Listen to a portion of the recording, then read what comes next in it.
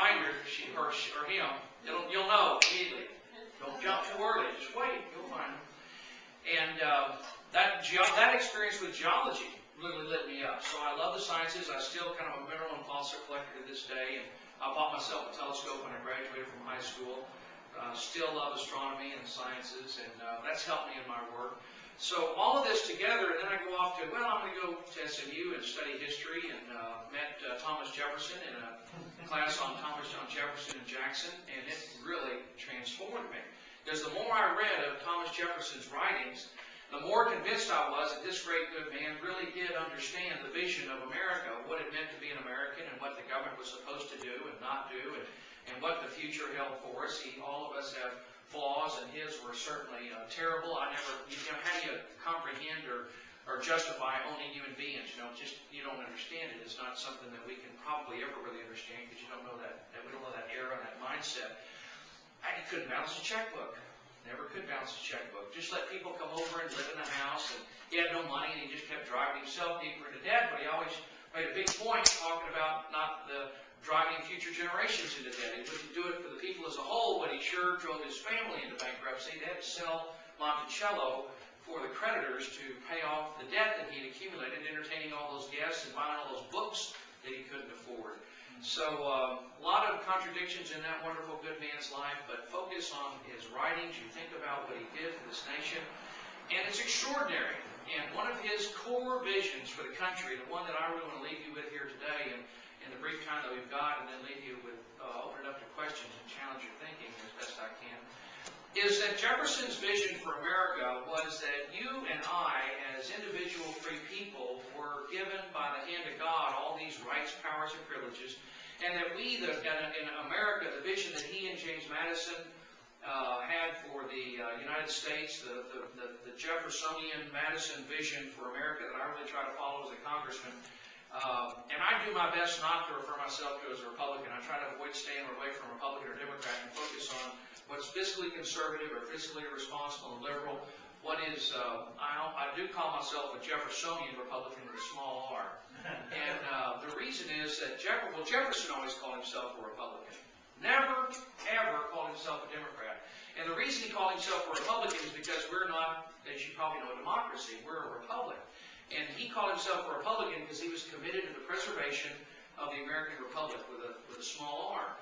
And that republic, as it's designed in the Constitution, was his goal. That was separation of powers between the three branches, and even more importantly, a separation of powers between the federal government and the state government. And ultimately, in his mind, and this is where I hope all of us as a country will get back to, and why I use social media and technology, is I hope to be a part of triggering the next American Revolution, not with bullets, but with electrons over the internet, because I'm convinced that we the people will take back control of our government through the internet, and it'll happen in a way that's, if y'all ever seen Flash Mob on YouTube, go on YouTube sometime and look up Flash Mob. It's pretty entertaining. There's a story on the front page of the Wall Street Journal the other day about a guy using technology who had figured out the phone number of these terrible, you may not have had these yet, but as your parents will probably tell you, we get these harassing phone calls from these robocalls for my car warranty is about to run out. It drives me insane. These automated phone calls, they just pound you and pound you and pound you. Well, somebody using a computer and the internet figured out this guy's phone number. They traced them all back, found out it was coming out of a business in Georgia. So he posts on a blog, are you sick of these car warranty robocalls? Then pound this guy. Here's the phone number. Go get him. So there was collective justice on the internet. And they all pounded the guy with immediate, the guy was going nuts. It's on the front page of the Wall Street Journal a couple of days ago. I cut it out. I haven't showed it to Megan yet. She's back there using a flip phone to do this. I'm going to show you an even faster, better technique. Well, the flip phone's good. I don't know whether that's high definition. HD. Better resolution, but I prefer a quick phone. The collective justice that was immediately meted out to this guy that made these robocalls, I think is where what the next American Revolution is going to look like. We're way overdue for revolution. Now, Mr. Jefferson was the most radical of the revolutionary generation that signed the Declaration, which, by the way, when they signed it, had they been caught, not only would they have been hung, they would have been drawn and quartered.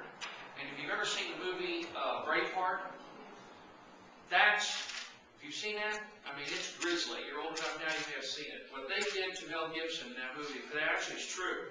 When they did that to William Wallace, that's being drawn and quartered. That's what would have happened to the guys that signed the Declaration of Independence. The British had had their way. They may have hung a lot of them, but they would have preferred to have them drawn and quartered and hung their body parts all over England. That's what would have happened to them. So you imagine, when they said they stayed pledged to their lives, they meant it. Their fortunes and their sacred honor. Now, of that group, Jefferson was probably one of the most radical revolutionaries. He said, on many occasions, the tree of liberty needs to be watered with the blood of patriots every generation. Now, we, I hope, have evolved in this, at this time and that time and place. That doesn't need to happen anymore because we've now got these wonderful tools on the internet. And we need a revolution. I mean, big time.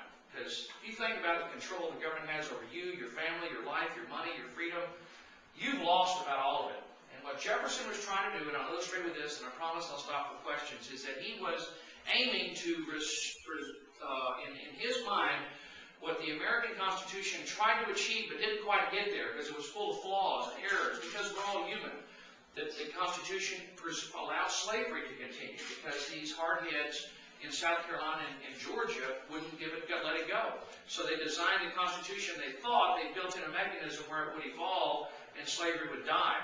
Did you know that but for one vote, slavery would have died without a civil war? And the one vote was for Thomas Jefferson. Have y'all studied the Northwest Ordinance yet?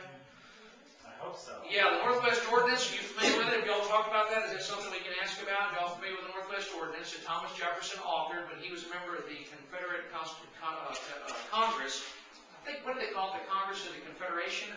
Articles of Confederation. What was the Congress called? Congress of the Articles of The Congress of the Confederation. Yes, the Congress. Jefferson represented Virginia, and he authored a resolution that said any new state coming into the Union after 1800, slavery is abolished. It cannot exist. It's poison. It's cancer. Can't have it.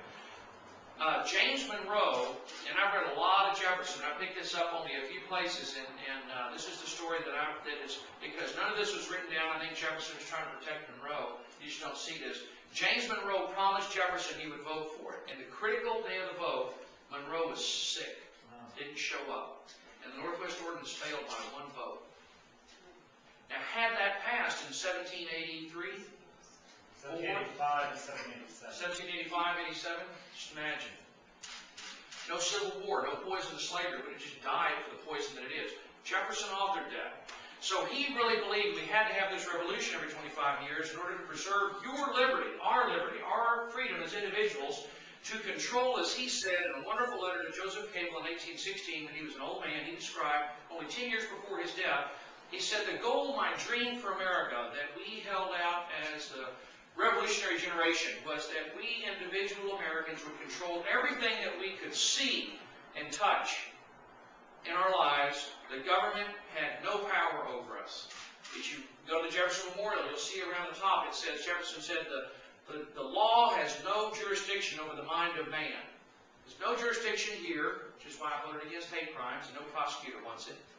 Because the law has no jurisdiction over your privacy when it comes to your home, your family, your freedom, your money, your gun case, your bank account, your business. It's yours, and you control it absolutely. In many ways, it's what you describe today in modern terminology as a libertarian philosophy.